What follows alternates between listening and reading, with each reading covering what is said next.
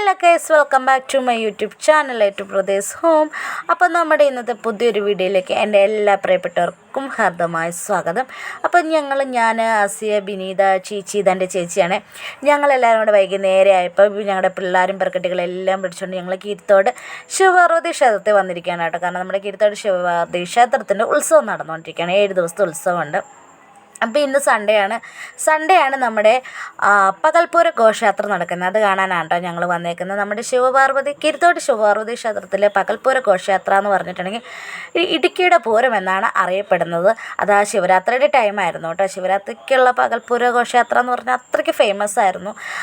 പക്ഷേ ഇപ്പോൾ നമ്മൾ പുതിയ അമ്പലമൊക്കെ മാറ്റി കഴിഞ്ഞപ്പോൾ ശിവരാത്രി പകൽപ്പൂരം അങ്ങനെയില്ല, പകരം ഉത്സവമാക്കിയായിരുന്നു കേട്ടോ. വൈകുന്നേരം 4 മണിക്കാണ് ഘോഷയാത്ര തുടങ്ങുകയെന്ന് പറഞ്ഞത്. പക്ഷേ തുടങ്ങിയപ്പോൾ 6:30 ഒക്കെ സമയം കഴിഞ്ഞു. ആ സമയം 4 മണിയുടെ സമയമൊക്കെ നല്ല മഴയായിരുന്നു കേട്ടോ. പിന്നെ ഞാനും ചേച്ചിയും കുട്ടികളൊക്കെ ഒന്ന് ക്ഷേത്രത്തിൽ പോയി തൊഴുതിട്ട് പിന്നെ നേരെ തിരിച്ചിറങ്ങിപ്പോന്നു. കാരണം ഘോഷയാത്ര മിസ് ചെയ്തല്ലോ. പിന്നെ ഞങ്ങൾ താഴെ വന്ന് ഞാൻ, ആസിയ, ബിനീത എല്ലാവരും കൂടെ ഓരോ ഐസ്ക്രീമൊക്കെ തിന്നുകൊണ്ടിരുന്നപ്പോഴത്തേനും ഘോഷയാത്ര വന്നു. നമ്മുടെ വീഡിയോക്ക് കുറേ ലെങ്ത്ത് കൂടി പോകുന്നതുകൊണ്ട് ഞാൻ എടുത്ത കുറേ വീഡിയോസ് മിസ്സായിപ്പോണ്ട്. അതുകൊണ്ട് തന്നെ ഈ പകൽപ്പൂരം നമ്മുടെ സിറ്റിയിൽ നടക്കുന്ന കാര്യങ്ങളാണ് കേട്ടോ കൂടുതലും ഞാൻ എടുത്തിട്ടുള്ളത്. അതിൻ്റെ ഇടയ്ക്കുള്ള കുറേ വീഡിയോസ് നമുക്ക് ആഡ് ചെയ്യാനായിട്ട് പറ്റുന്നില്ല. എങ്കിലും എന്നെക്കൊണ്ട് പറ്റുന്ന രീതിയിൽ എല്ലാം തന്നെ ഞാൻ എടുക്കാൻ ശ്രമിച്ചിട്ടുണ്ട്. പിന്നെ നമ്മൾ ഈ പെൺകുട്ടികളായതുകൊണ്ടും അവിടെ നല്ല ജനത്തിരക്കായതുകൊണ്ടും അതിൻ്റെ ഇടയ്ക്കൂടെ നിറഞ്ഞ ഇടയ്ക്ക് വീഡിയോ എടുക്കാൻ പറ്റില്ലാത്തതുകൊണ്ടും നമുക്കെന്താണ് മറ്റ് യൂട്യൂബ്സൊക്കെ എടുക്കുന്ന പോലെ ഒന്നും അത്ര ക്ലിയർ ആയിട്ട് നമുക്ക് എടുക്കാൻ പറ്റിയിട്ടില്ല. ഇനി ഈ ചമ്മലൊക്കെ മാറിക്കഴിയുമ്പോൾ ഓക്കെ ആക്കാം. അതെ, എനിക്ക് ചെണ്ടമേളം കേൾക്കുമ്പോഴത്തേനും പയ്യെ കുടുക്കം. എനിക്കും അതേ തുള്ളാൻ ഭയങ്കര ഇഷ്ടമാണ്.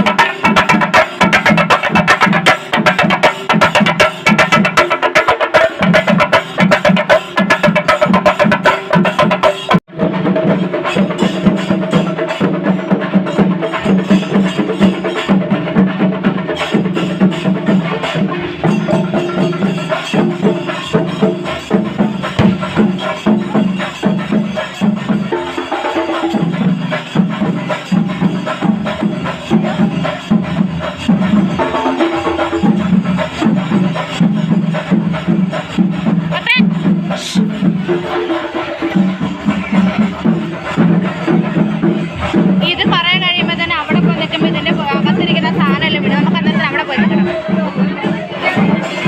ഇപ്പം ഇതിൽ കറങ്ങുന്നില്ലല്ലോ, തിരിച്ചു വന്ന. അങ്ങനെ നമ്മുടെ പ്രദക്ഷിണം സിറ്റിയിലേക്ക് എത്തിയിട്ടുണ്ട് കേട്ടോ.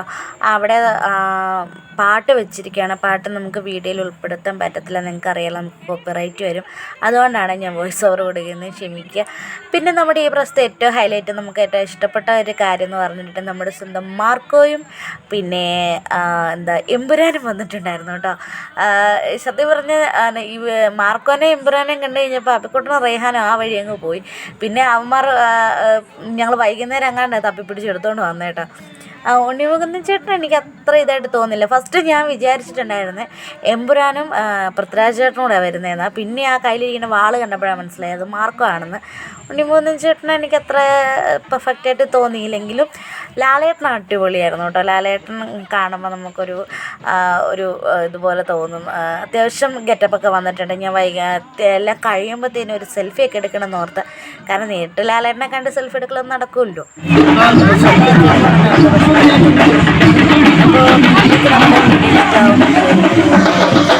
ഇതൊക്കെ നമ്മുടെ ലൈക്ക് ചെയ്യാനും ഷെയർ ചെയ്യാനും സബ്സ്ക്രൈബ് ചെയ്യാനും അതുപോലെ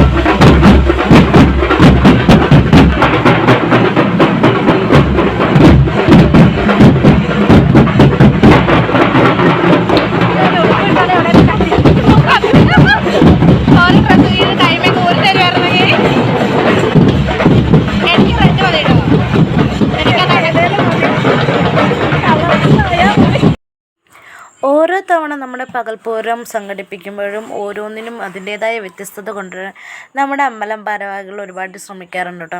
പക്ഷേ ഈ ശിവനും പാർവതിയും വിഷ്ണുവൊക്കെ എല്ലാ വർഷവും ഉണ്ടെങ്കിലും അത് ഓരോ വർഷം കൊണ്ടുവരുമ്പോൾ അതിൻ്റേതായ വെറൈറ്റിയിലാണ് കേട്ടോ കൊണ്ടുവരുന്നത്. അത് നമ്മൾ കാണികൾക്ക് ഒരുപാട് സന്തോഷം നൽകുന്നൊരു കാര്യമാണ്. കാരണം ജാതി മതഭേദമന്യേ എല്ലാവരും വന്ന് കാണുന്നൊരു കാര്യമാണ് കേട്ടോ നമ്മുടെ കീരിത്തോട്ടിൻ്റെ പൂരം എന്ന് പറയുന്നത്. എന്നെ പറയുന്നത് നമുക്കൊരു കീരിത്തോട്ടിലേക്ക് ആ പൂരം കാണാൻ പോകാമെന്ന് പറയുന്നത് തന്നെ മനസ്സിന് അത്രയ്ക്ക് സന്തോഷം നൽകുന്നൊരു കാര്യമാണ്. അതുപോലെ തന്നെ ഈ പ്രാവശ്യം ഒരു ഇച്ചിരി ഐറ്റംസ് കുറവായിരുന്നോ എന്ന് എനിക്ക് പേഴ്സണലി തോന്നിപ്പോയി. കാരണം പക്ഷെ അങ്ങനെ തോന്നാനും പറ്റത്തില്ല. എന്നാ പറയുന്നേ, നമുക്ക് ഭയങ്കരമായിട്ട് അങ്ങ് എൻജോയ് ചെയ്തു. പിന്നെ ഈ പറയുന്ന അരയന്നങ്ങളുണ്ടായിരുന്നു, പിന്നെ തെയ്യം ഉണ്ടായിരുന്നു, കഥകളി ഉണ്ടായിരുന്നു. അതൊക്കെ തുടക്കത്തിൽ അങ്ങ് പോയി കേട്ടോ. അതൊക്കെ ഒന്നാമത് സമയം വൈകിയിരുന്നതുകൊണ്ട് എല്ലാം തന്നെ പെട്ടെന്ന് പോവുമായിരുന്നു. കാരണം അത് കഴിഞ്ഞ് വെടിക്കെട്ട് വരാനുണ്ട്. അത് കഴിഞ്ഞിട്ട് തിരിച്ച് വരുമ്പോഴാണ് ഇവരെല്ലാവരും കൂടി ഒരുമിച്ച് നിന്നിട്ടൊരു കലാശക്കൊട്ടാണ്. അതാണ് ഇതിൽ മെയിനായിട്ട് നിൽക്കുന്നൊരു സംഭവം. ഈ പ്രദക്ഷിണം നേരെ പോകുന്നത് നമുക്ക് താഴെ ഒരു ചെറിയ ദേവീക്ഷേത്രമുണ്ട്. ആ ദേവീക്ഷേത്രത്തിൽ ചെന്ന് ദീപമൊക്കെ തെളിയിപ്പിച്ച് അവർ തിരിച്ച് വരും കേട്ടോ. തിരിച്ച് വന്നു കഴിയുമ്പോൾ നമ്മുടെ പ്രതിഷ്ഠ നേരെ അമ്പലത്തിലേക്ക് കൊണ്ടുപോകും. പിന്നെ നമ്മുടെ ചെണ്ടമേളക്കാരും ബാൻഡ് മേളക്കാരും പിന്നെ കാവടിയൊക്കെ ആയിട്ട് പിന്നെ അവരവിടെ കിടന്നൊരു അഴിഞ്ഞാട്ടമാണ്. അതെന്ന് പറഞ്ഞാൽ നമ്മൾ നിന്നെടുത്ത് നമ്മൾ തുള്ളിപ്പോകും കേട്ടോ. ഇതാണ് ഞാൻ പറഞ്ഞ ശിവൻ്റെ ഫ്ലോട്ട് കേട്ടോ. അതാ എഴുന്നേറ്റ് നിന്ന് ആ താണ്ഡവം കളിക്കുന്ന എനിക്ക് കാണാനായിട്ട് പറ്റിയില്ല. എനിക്കതിൽ ഭയങ്കര വിഷമമുണ്ട്. ഞാനിങ്ങനെ അതിൻ്റെ ഓരോ വീഡിയോ ഇതൊക്കെ കണ്ടു കഴിഞ്ഞപ്പോൾ ഇതിങ്ങനെ നേരിട്ട് കാണാനുള്ള എക്സൈറ്റ്മെൻ്റ് ആയിരുന്നു. പക്ഷേ എനിക്കത് കാണാൻ പറ്റത്തില്ല. നല്ല വിഷമമുണ്ട്.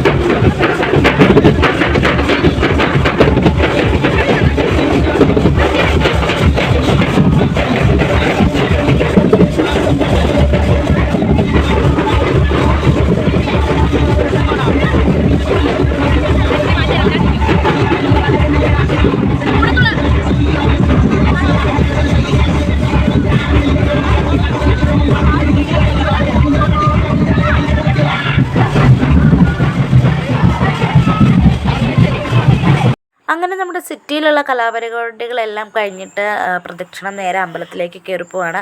അമ്പലത്തിനോട് തൊട്ടടുത്ത് തന്നെ നമുക്ക് അന്നദാനം ഏർപ്പാടാക്കിയിട്ടുണ്ടായിരുന്നു. അവിടെ അത്യാവശ്യം നല്ല രീതിയിൽ ക്യൂവും കാര്യങ്ങളൊക്കെ ഉള്ളതുകൊണ്ട് നല്ല തിരക്കും ഉണ്ടായിരുന്നു. അപ്പോൾ നമുക്ക് വീഡിയോ ഒന്നും എടുക്കാനായിട്ട് പറ്റിയില്ല. പിന്നെ നമുക്കിനി ഉള്ളതെന്ന് പറഞ്ഞിട്ടുണ്ടെങ്കിൽ ഗാനമേളയായിരുന്നു. ഗാനമേള 8 മണിക്കാണ് പറഞ്ഞിട്ടുണ്ടായിരുന്നത്. പക്ഷെ മഴയൊക്കെ കാരണം പ്രദക്ഷിണവും നമ്മുടെ പൂരം വരാൻ വൈകിയോണ്ട് തന്നെ ഗാനമേള തുടങ്ങിയപ്പോൾ 10 മണിയായി. അപ്പോൾ 11:30 വരെ എങ്ങാണ്ടേ പെർമിറ്റ് ഉണ്ടായിരുന്നുള്ളൂ. ആ സമയം കഴിഞ്ഞപ്പോഴത്തേനും പിന്നെ പോലീസുകാർ വന്ന് പവർ ഓഫ് ചെയ്തു. പിന്നെ ആൾക്കാരൊക്കെ പറഞ്ഞിട്ട് പിന്നെ ലാസ്റ്റ് ഒരു ചെയിൻ സോങ് മാത്രം പാടി അവർ ഗാനമേള നിർത്തിയിട്ടോ. പക്ഷെ ഭയങ്കര വിഷമമായിപ്പോൾ. കാരണം നമ്മുടെ ടി വിയിലൊക്കെ കോമഡി സ്കിറ്റിലൊക്കെ വന്നിട്ടുള്ള ആൾക്കാരൊക്കെ വന്നിട്ടുള്ള എന്താ പറയുക ഭയങ്കര എൻ്റർടൈൻമെൻറ്റ്. ഗാനമേള മാത്രമല്ല ഒരു കോമഡി ഷോ പോലെയായിരുന്നു. നല്ല രസമായിരുന്നു. പക്ഷെ നമുക്കതൊന്ന് എൻജോയ് ചെയ്യാനായിട്ട് പറ്റിയില്ല. പിന്നെ ഞങ്ങൾ കുറച്ച് നേരം ആമീസിനെയൊക്കെ കളിപ്പിച്ച് അത് കഴിഞ്ഞ് കുറച്ച് സാധനങ്ങളൊക്കെ മേടിച്ചിട്ട് നേരെ തിരിച്ച് വീട്ടിലേക്ക് പോന്നു. അപ്പോൾ മറ്റൊരു വീഡിയോ ആയിട്ട് കാണുന്നവരെ ടാറ്റാ.